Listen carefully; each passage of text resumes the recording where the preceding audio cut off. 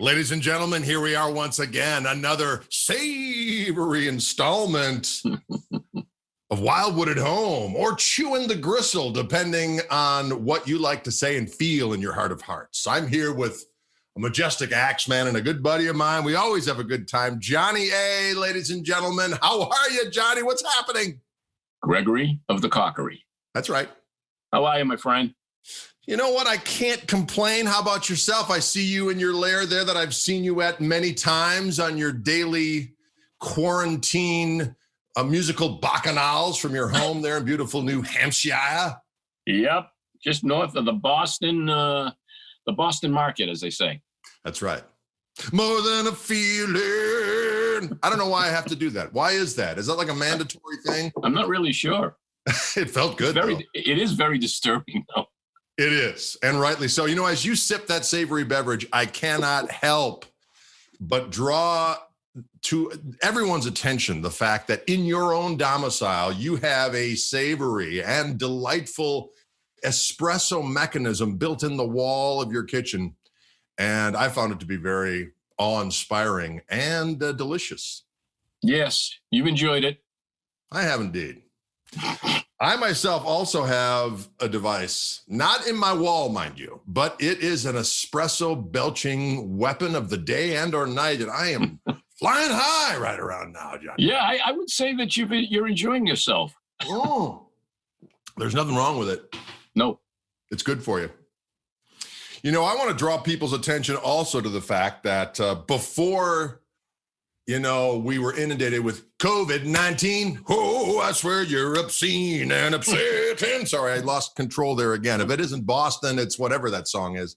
Now, listen, we saw each other down in Pahonix. You were down there doing a solo performance, and your lovely wife was along. Yeah, Beth, yep. We had a day off, and we went out and saw, and I enjoyed that immensely. And I've always enjoyed your activities. So the instrumental guitar world is, you know, obviously so many different flavors, from shreds people to non-shreds people to the metalists to what, you know, to surfists to whatever. And you do this awesome thing where you have such a great, pure, organic guitar tone, and you construct these beautiful, melodious offerings that are not bereft of technical savagery, but they're all done in the scope of just putting together beautiful music. And that night where you were playing by yourself, I know that sounded weird, but it was so awesome that you did everything from Beatles tunes to other 60s-oriented jams, which were highly orchestrated, and you were able to put things together in a way that I just thought was extremely enjoyable. I'm going to just say well, thank you. And I'm not inserting this nose up your Bostonian bumhole either. Because usually I just don't care about I'm not actually, that's not true. I care about a lot of things. But I will say that I enjoyed that immensely and encourage everyone, if given the opportunity, to come out and witness that. So give us a little roots of, you know, obviously you've done trios in the past and all that other kind of stuff, but this isn't some ploy to just say, I'm going to go out without a band because it's cheaper that way. It's truly a well thought out and very glorious musical event. So tell us how that all came into being. Well, it was something that I had wanted to do for a long time, because growing up, my whole family was in the food and beverage business forever. You know, the Greeks from, you know, with Greek diners all the way to my mom having lounges and bars. And she always had a piano player, you know, piano bar guy. And I was always impressed when you had a good piano player that could deliver the whole song by himself. And I was never really that type of guitar player. I was a guy that was brought up in, you know, British invasion and, hold on, let me shut this off. That's all right. British invasion and, you know, British blues rock, you know, from Hendrix, Cream, Yardbirds, you know, Beatles, Animals, all that stuff. So I was that type of guitar player, really. Right. But I always loved songs. That was always really what I loved more than anything. As much as like I love guitar players and I love playing guitar, I like using that instrument as a vehicle for songs. I'm more of a song guy than anything else. And I just wanted to work towards becoming being able to deliver songs by myself. I mean, it started with when I stopped playing with Peter Wolf and I put an instrumental trio together. Then I started doing the kind of the song thing. And then what happened was about 3 years ago, our good friend Joe Bonamassa called me and about collaborating on my signature model guitar. And we did a collaboration on one. And he said, hey, you should do the boat again.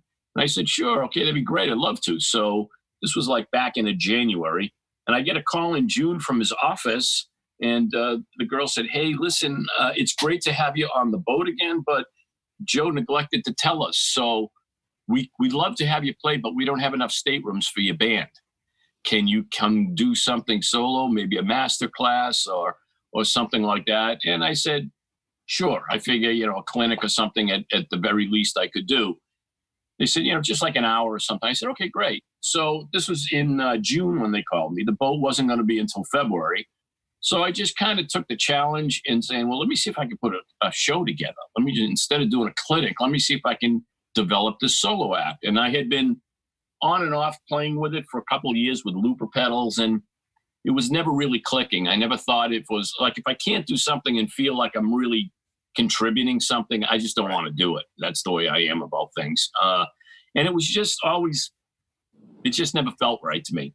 But once I buckled down, I said, well, let me work on this. And there was one song that really unlocked it for me. And once that song sounded good, I said, oh, this might work. So I just started looking for songs that I thought I could arrange on the fly, because there's a knack to being able to arrange the looping. So you're not just kind of playing one chord and jamming over it. I try to create songs with arrangements. Right. And I put it together. It was about 8 months of rehearsing and figuring out the effects and figuring out what gear to use and what guitars to use and what tone did I want for the specific thing. Because when you start layering a lot of loops, it has the tendency to get very smeary and non-articulate, and I think the beauty of getting the right tone and trying to keep articulation with all these loops is you do get to hear the depth and the arrangements and this, musical production that I'm trying to put together. So it was a lot of work. I rehearsed the act, for about 8 months before I did a gig, and was rehearsing 8-10 hours a day, trying to fit between picking the right songs, trying to come up with an arrangement that you could do on the fly without a net. Nothing's pre-recorded, as you know. There's no saved loops. There's no saved anything. It's all done in the spur of the moment. And that's how it happened. I did 4 shows before I did Joe's Boat. And then I went on it, and I haven't done a band gig since. It's been 3 years. And you do make a little more money that way. Am I right or am I right?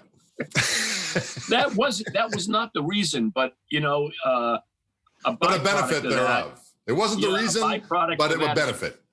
Right. And especially now when, all you can do is play with yourself. What? Wait a minute. I'm sending I'm sensing some higher prescription glasses in your future. At least it won't get out of hand. Well, prior to that, you've done a bunch of different things over the years. And you mentioned Peter Wolf and being from the Boston area, but you did that Yardbirds gig for a while. And that must have been a lot of fun, because we're all obviously fans of that music. I'm bummed I never got to see you in that capacity. How long did you do it? And how did you approach it differently from your usual ensemble situation? Did you try to, I'm sure you did. Did you try to infuse more of yourself in the role, or I'm sure you were respectful of the past and then did your own thing on top of it? Or what was your mindset kind of going in? Well, you're right about them being a inspirational band to me, especially the 65, 66 Jeff Beck era. Right. I mean, second favorite band for me growing up was the Yardbirds. So I did the gig for about, I think it was just about 4 years. I did maybe about 150, 160, 70 shows with them. I was never told what to do. I was never told what not to do. We had a day and a half's worth of rehearsals, and then we did 30 shows. We did a month's worth of shows, and I approached it just like you would, as I know you fairly well, and you're right. I tried to respect what was there before me. but I try to not be a human jukebox either. Right. And I, leave a little bit of my own blood on the stage, and I try to conjure up the right sounds. But it wasn't like, oh, I got to get an Esquire and I got to get this. I did search out a fantastic tone bender Mark I, which just was amazing sounding. And the very first tour I did, in 2015, I used a True Historic Les Paul 59. Okay. Sounded great. It really did sound great. But I was getting another guitar built by Gibson at the time from the custom shop, and it was a Junior. Mm-hmm. And the next tour, I took out the Junior. And let me tell you, the Les Paul Junior with the right fuzz box and two AC30s is a dangerous combination.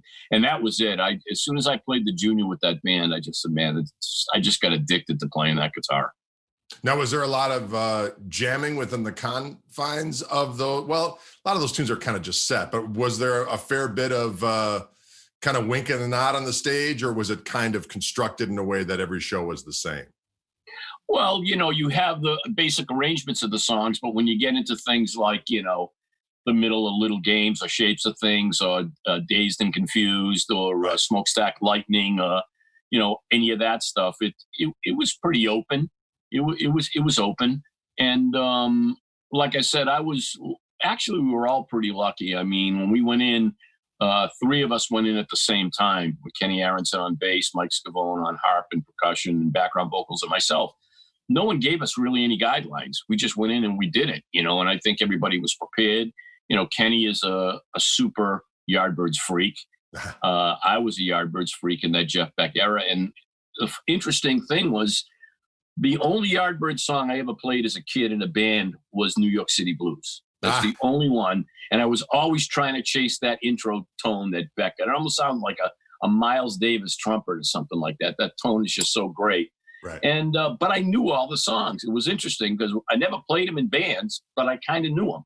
So when I got the gig, when I got the call, I just basically went to YouTube and I tried to find as much old footage as I could just to find the positions, to find out what strings they were actually being played on. Because as you know, you can play a G here, you can play a G here, you can play a G, all in the same octave, and they all sound different.